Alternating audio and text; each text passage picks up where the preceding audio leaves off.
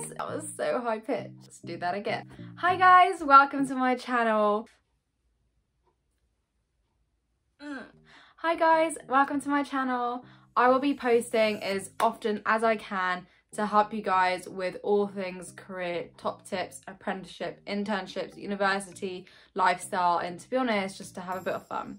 In today's video, you guys are going to be hearing about my journey from school to uni, that didn't really happen, to an apprenticeship at Google by the age of 19.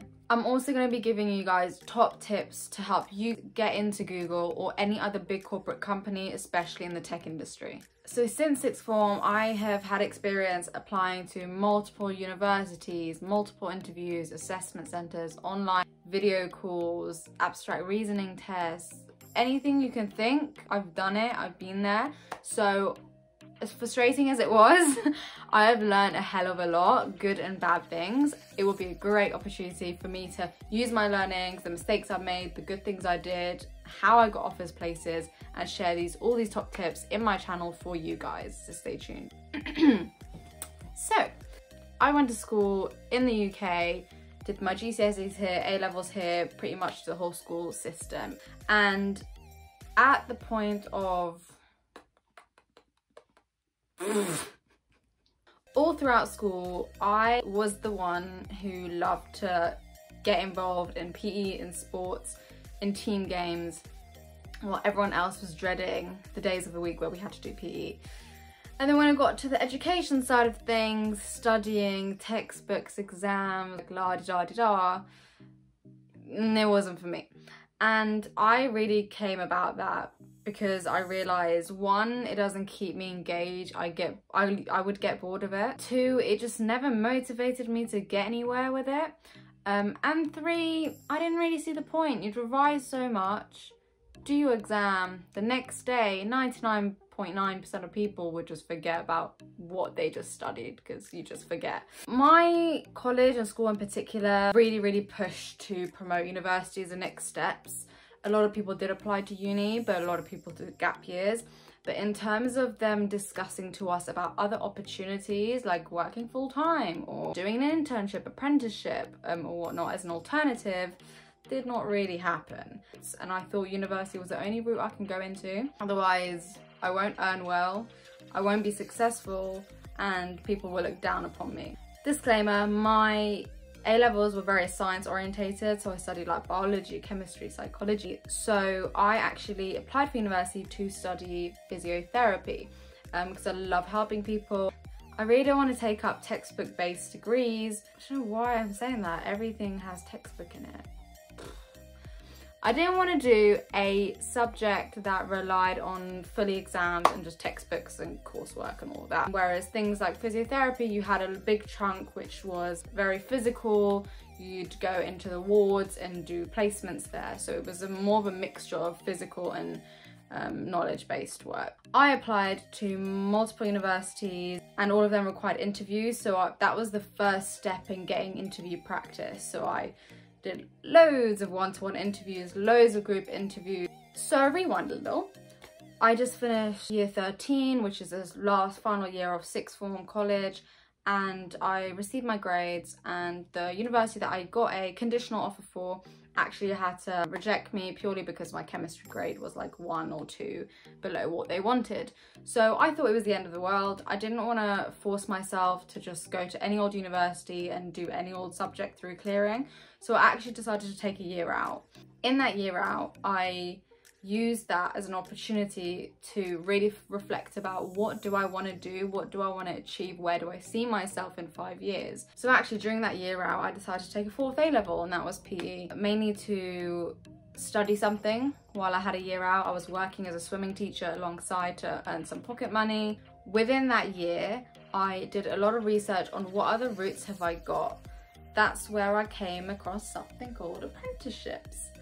It was a life changer for me. Unfortunately, I didn't have school teachers and role models to tell me about it, so it was through my own research, hence why I'm doing this for you guys, to educate you guys about apprenticeships and kind of put yourself that one step ahead. So what is an apprenticeship? Apprenticeships, you get paid You have a real job and you learn on the job from incredible experts within the industry you want to go into. What it means is you work full-time in a company alongside studying for a qualification. These qualifications range from a level 2 up to level 6, 7, 8. And level 3, for instance, is equivalent to A-levels.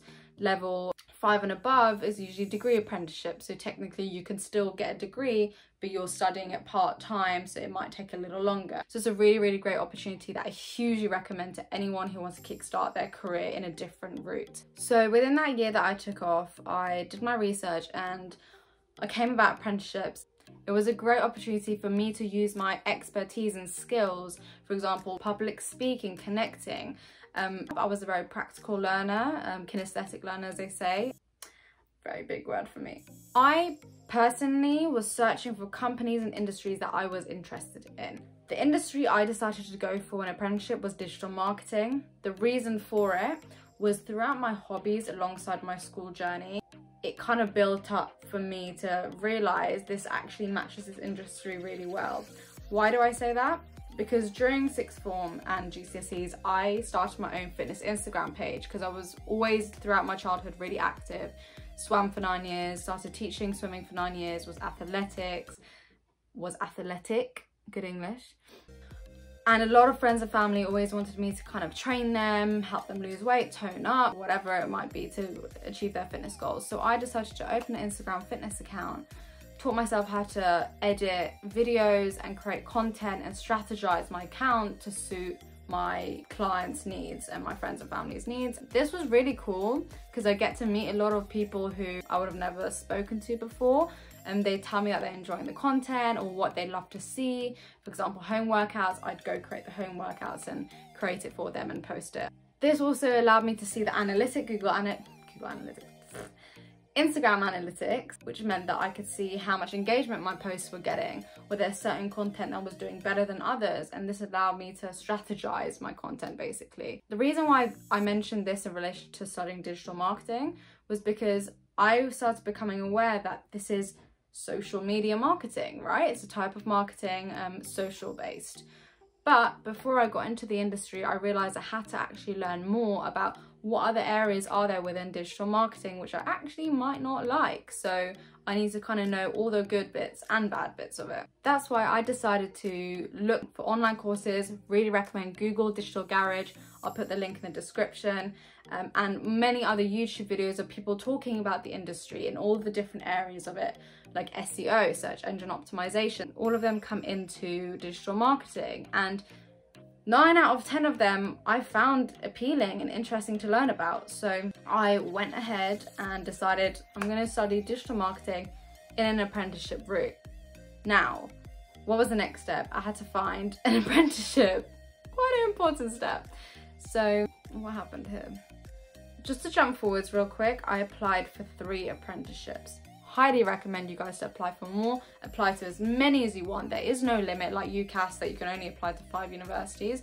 Apply to as many as you can, get as many offers as you can, and then it's the ball's in your court, as they say, for you to decide which one you want to pick and go ahead with. I applied for BBC, Unilever and Google. Also 3 really big well-known companies. BBC Unilever, I'm going to dedicate a whole nother video just for the process of that if you do want to learn about it. So let me know in the comments below and I'll create a video just for that. I applied for BBC and I got all the way up to the final stage, which was the assessment centre. And unfortunately, it was at that point that I didn't get through. Bearing in mind, that was my very first apprenticeship career route. Do they really have to drill right now? The feedback was really unhelpful because it didn't make sense. The first sentence said that I needed to be a bit more creative in my answers, and then further down the line it said I was a bit too creative and actually lost out on the original brief. So tips for the BBC: be creative, but don't be too creative. I'm joking. I don't even know why I mentioned it, but anyway. So that was BBC. Then we had Unilever that I got into. That was really cool. I applied straight on the website careers page for the digital marketing apprenticeship. For uni, oh, the drilling stopped.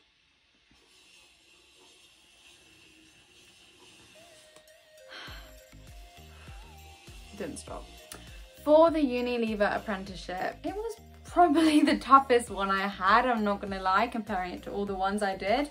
I got through all the stages, and then all the way to the assessment centre, whole day long, really stressful. Got an offer though, which was incredible, in the hair and beauty department, which is pretty cool. Fun fact though, my Unilever assessment centre was exactly the day before my Google one, so no stress. I tried to preserve some energy for my Google one, which was the one I really wanted. So in terms of the Google Digital Marketing Apprenticeship, you could either apply directly to the careers website, so keep your eyes peeled on LinkedIn and its own website. I found a company called White Hat. Link's going to be down in the description. They are basically the middlemen or middle women or middle people. Holy moly. I should have brought some water, but I didn't. It's fine. White Hat are basically the middle people who find different employers and find people who want to be apprentices, and they connect the both together. They connect the both together. My English is tragic. They connect the two together. So for example, White Hat are partnered with so many companies. The actually most recent one is Unilever. They now partner with Unilever as well. Google's one. There's tech industry places like Google, like Facebook. Then there's creative industries or agencies like Mediacom and Shell, BP, small to large businesses, startups. So it's a great range. They've got so many, and across different types of apprenticeships, from digital marketing to data analyst, business admin. So I would recommend going on the White Hat website and having a look at what apprenticeships they offer and at what employers. They update all the time, so if Facebook, for example, isn't on there, it's because the closing time has ended. So just keep on the loop and see what comes up. Salesforce is one as well, which is a very cool company to work for. Anyway, I found the website and the process was this. I first built myself a digital profile that I had to make through the website. This consisted of a photo of me, my name, my surname, some background, my hobbies, and very general questions. Like, they wanted to know what I was like as a person.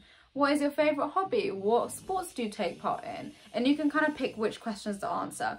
Then at the very bottom, a small section about education. What was the highest qualification you've received?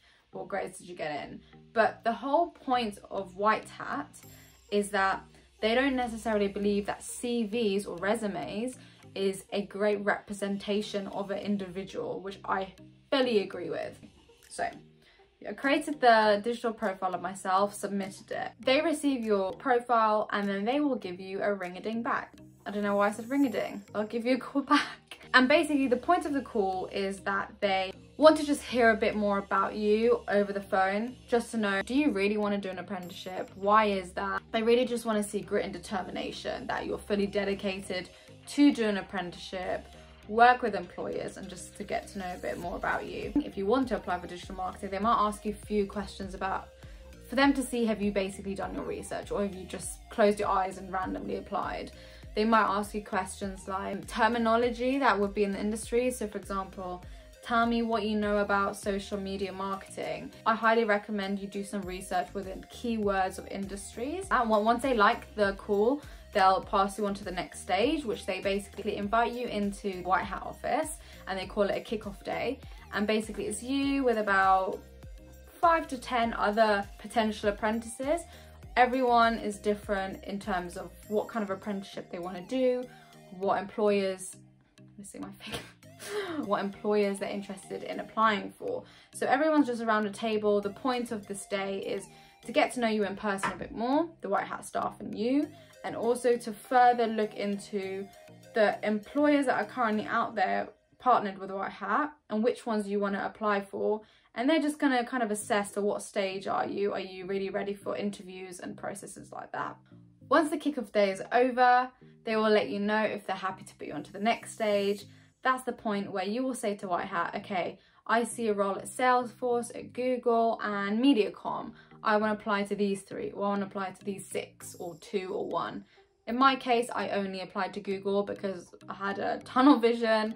that I just want to go to Google. In hindsight, I would have applied for more purely because it was a very big risk I took. If I didn't get it, I would have been way behind again. So I applied for digital marketing at Google.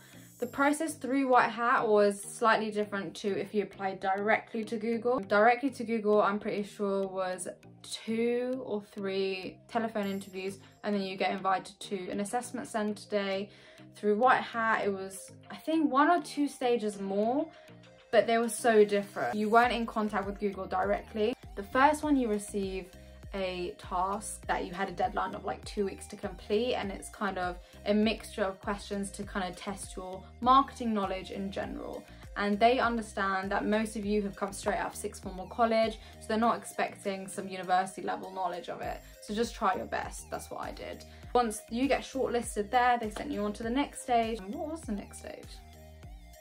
Once you get shortlisted for that, Google will pick those individuals and invite them to the same assessment centre as those who applied directly into Google.